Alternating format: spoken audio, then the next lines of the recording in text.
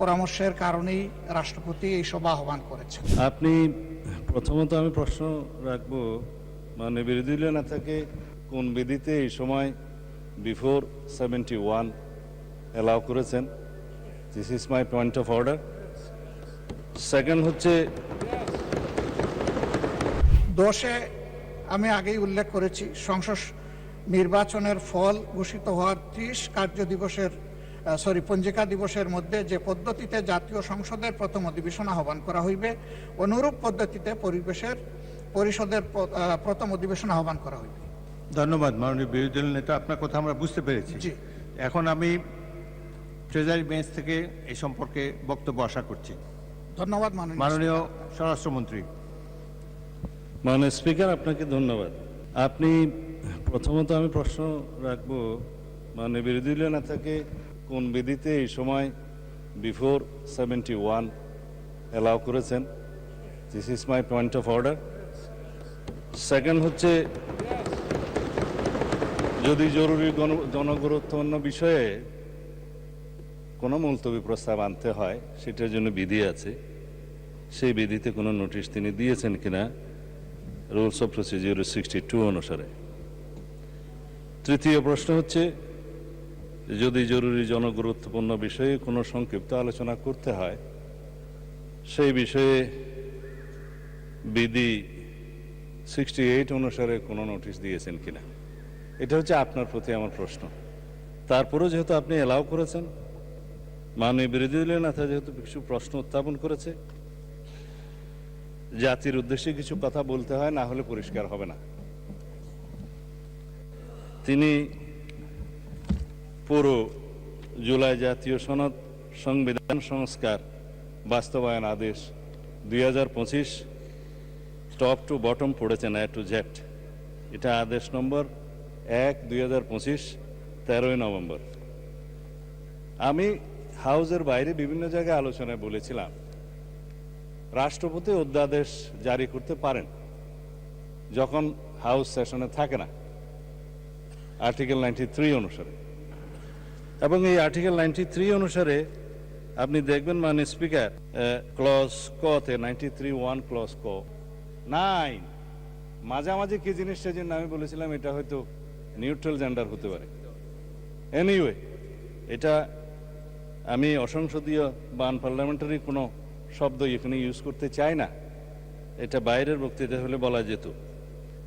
এই যে আরোপিত আদেশ যেটা তিনি পাঠ করলেন, এই আদেশের তিনি বললেন সেকশন 3-তে জুলাই জাতীয় সনদে অন্তর্ভুক্ত সংবিধান সংস্কার বিষয়ে গণভোট, এবং বলা হয়েছে সেকশন 10-এ পরিষদের অধিবেশন আহ্বান, কোরাম, ভোটদান ইত্যাদি। অর্থাৎ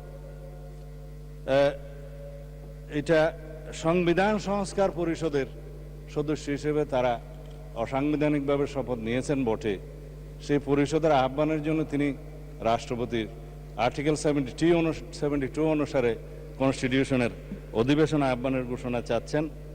এবং তিনি বলেছেন, যেহেতু দুইটি কাজ বাদে বাকিগুলো সব প্রাইম মিনিস্টার রিকমেন্ডেশনে প্রেসিডেন্ট করে থাকেন, এবং একইভাবে এই সংসদের আহ্বানও তিনি করেছেন প্রধানমন্ত্রীর পরামর্শ অনুযায়ী আর্টিকেল 72 অনুসারে। তো এইখানে প্রেসিডেন্টের ক্ষমতা যে প্রধানমন্ত্রী পরামর্শ দিয়েছেন, তিনি জাতীয় সংসদের অধিবেশন আহ্বান করবেন, নির্ধারণ করবেন, করেছেন। আর্টিকেল 73 অনুসারে তিনি ভাষণ দেওয়ার কথা ভাষণ দিয়েছেন। আমাদের বিরোধী দলীয় বন্ধুরা ভাষণ শুনতে চাননি, চলে গিয়েছেন, ভালো কথা। কিন্তু সেই ভাষণের উপর আলোচনার জন্য তিনি কালকে প্রস্তাব করেছেন 50 ঘন্টা বরাদ্দ করা হোক। এখন যদি রাষ্ট্রপতির ভাষণের উপর 50 ঘন্টা আলোচনা হয়, ভালো, সংখ্যা অনুপাতে সেই সময় বরাদ্দ করা হবে, আমরা অ্যাপ্রিসিয়েট করি। কিন্তু এই যে আর্টিকেল 72 অনুসারে সংবিধান সংস্কার পরিষদের যেখানে অস্তিত্ব না থাকায় প্রধানমন্ত্রীও সেটা পরামর্শ দিতে পারেন না রাষ্ট্রপতিকে, রাষ্ট্রপতিও সেই অধিবেশন আহ্বান করতে পারেন না, বিধায় সে করেননি। তা এখন যদি তাদের প্রশ্ন অনুসারে এই আদেশটা যদি বৈধ হয়, রাষ্ট্রপতি যে আদেশটা জারি করেছেন সেটা যদি সাংবিধানিক হয়, সেটা আমরা এখানে আলোচনা করতে পারি। ইদানিং একটা আলোচিত বিষয় হয়েছে, জুডিশিয়ারিতে সেটা আপিল হয়েছে, রিট হয়েছে, এই সংবিধান সংস্কার বাস্তবায়ন আদেশ এইটা এবং গণভোটের সার্টেন পোর্শন কেন আনকনস্টিটিউশনাল ডিক্লেয়ার করা হবে না সেই মর্মে রুলও জারি করা হয়েছে শুনলাম। এখানে হয়তো জুডিশিয়ারির মতামত দিবে, বাট জুডিশিয়ারির মতামত এই সোভারেইন পার্লামেন্টের উপরে কখনো বাইন্ডিং না। কিন্তু এই সোভারেইন পার্লামেন্ট কখনো আবার এমন কোনো আইন প্রণয়ন করতে পারে না যেটা জুডিশিয়ারিতে যে চ্যালেঞ্জ হয়ে নাল অ্যান্ড ভয়েড হয়ে যাবে, আল্ট্রা ভায়ার্স টু দি কনস্টিটিউশন হয়ে যাবে।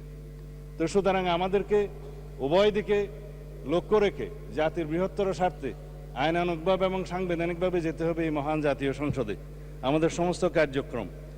এখন যদি বলা হয় যে গণভোটের রায় বাস্তবায়নের জন্য সংবিধান সংস্কার পরিষদ গঠন করতে হবে, মানলাম আমরা নির্বাচিত হয়েছি সাংবিধানিক ভোটে। নির্বাচন কমিশনের দুইটাই এখতিয়ার, একটা হচ্ছে জাতীয় সংসদের নির্বাচন অনুষ্ঠান করা, আর একটা হচ্ছে রাষ্ট্রপতির নির্বাচন অনুষ্ঠান করা। এটা হচ্ছে কনস্টিটিউশনাল ম্যান্ডেট, যেটা নির্বাচন কমিশন পালন করতে বাধ্য।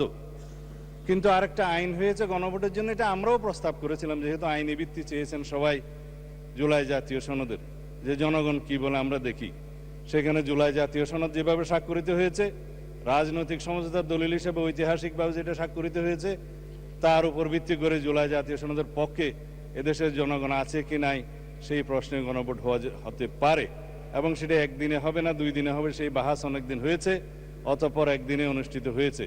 এবং সেই ব্যালটে গণভোটে হ্যাঁ এবং না লেখা ছিল, কিন্তু এই আদেশটা মাঝখানে জারি করে আরেকটা প্রশ্ন ওখানে ইন্ট্রোডিউস করে দেয়া হয়েছে যে এই প্রশ্নে গণভোট দেয়া হলো 4টা প্রশ্ন, যে প্রশ্নের মধ্যে একটা বিশাল প্রশ্ন জুলাই জাতীয় সনদের সমঝোতা হয়নি, এটা একটা জবরদস্তিমূলক আরোপিত আদেশ করে সেই আদেশের একটা প্রশ্ন গণভোটের মধ্যে দেয়া হলো, যেটা আমার পড়তে লাগছে 3.5 ঘন্টা।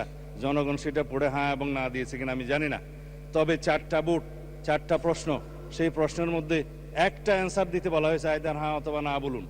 কিন্তু 4টা ভোটে তো 4টা প্রশ্ন থাকা উচিত ছিল, যে আমরা কোন কোন প্রশ্নে হ্যাঁ বলবো, কোন কোন প্রশ্নে না বলবো, সেই অপশনও ছিল না। আমি সেই লম্বা বাহাসে যাচ্ছি না, তারপরও গণভোটের রায় যদি বাস্তবায়ন করতে হয়, সেই গণভোট এই আইন অনুসারে, সেই রায় অনুসারে সংবিধানে আগে সংস্কার আসতে হবে, সংবিধানের সংশোধন আসতে হবে। সংবিধানে যদি সেটা আমরা গ্রহণ করি, তারপরে সেই গণভোটের রায় বাস্তবায়নের জন্য তখন সংবিধান যদি এটা কন্টেইন করে, ধারণ করার পরে তখন যদি পরিষদের সদস্য হিসেবে শপথ নিতে হয়, সেটা তখনকার ব্যাপার হবে। সেটা আমরা let us have debate on it. তবে এখন এই সংবিধান সংশোধনের জন্য আমরা এই সেশনে বিল আনতে পারবো কিনা সেটা যথেষ্ট সন্দেহ আছে। এই কারণে যে 133টা অধ্যাদেশ এখানে উত্থাপিত হয়েছে প্রথম দিনে, আজকে হয়তো মাননীয় আইনমন্ত্রী সেগুলা বিশেষ কমিটি দেওয়ার জন্য প্রস্তাব করতে পারেন, তারপরে সেটা স্ক্রুটিনি হবে, রিপোর্ট পেশ হবে, সময় আছে 30 দিন। এটা কোনো কার্য দিবস নয়, পঞ্জিকা দিবস। 30 দিনের মধ্যে এই অধ্যাদেশগুলো সম্পর্কে আমাদেরকে ফয়সলা করতে হবে।